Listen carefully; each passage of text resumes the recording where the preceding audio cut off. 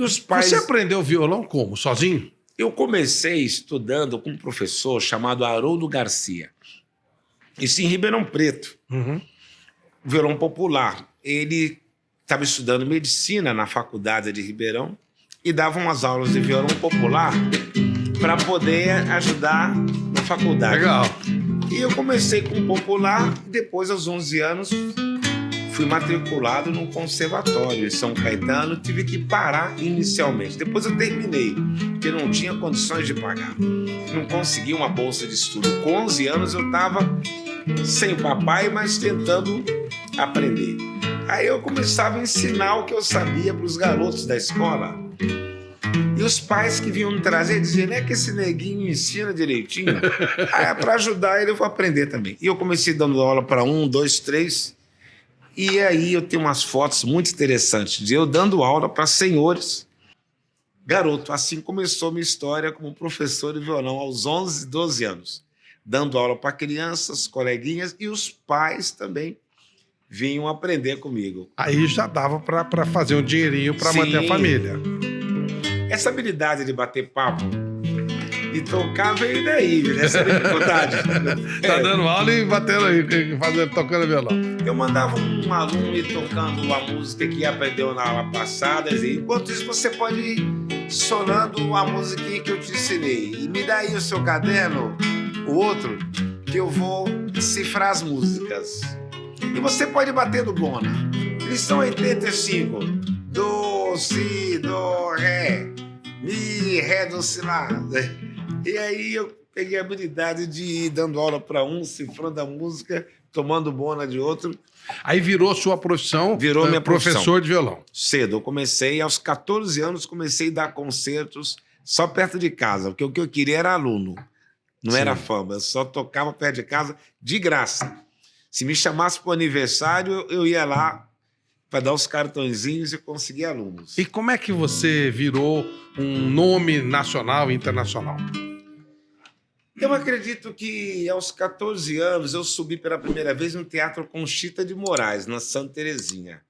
E participei de um concurso também de violão e ganhei em primeiro lugar no meio de adultos, tocando Abismo de Rosas e Marcha dos Marinheiros.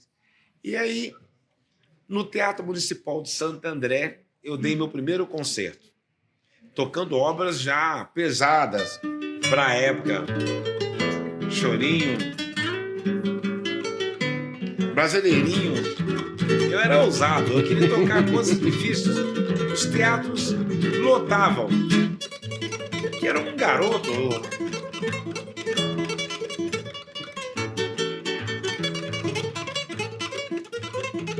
Essas obras aí, o pessoal, depois o público começou a sumir. Porque eu fui ficando mais velho, já não era novidade, com 20 anos, tocar essas coisas. Aí eu comecei a mesclar um pouco o repertório. Colocava um pouco de clássico, via que música estava sendo tocada de sucesso na época e fazia os arranjos para violão das músicas para poder trazer público mais jovens, né? Perfeito.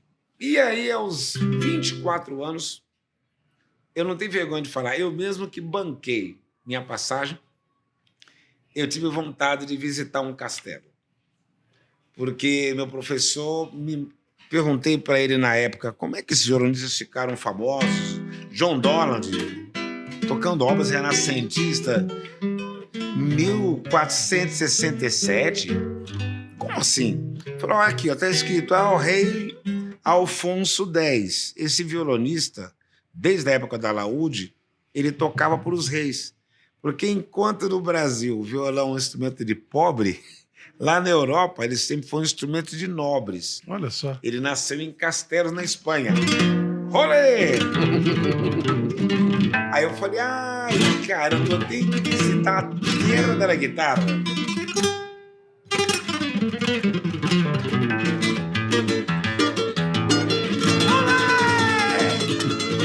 Aí eu quis visitar a terra do violão, terra de Segovia, de Paco de Lucia,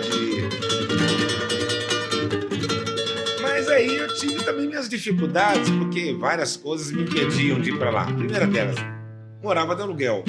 O dinheiro. Aí eu fiquei 10 anos juntando dinheiro 10 anos.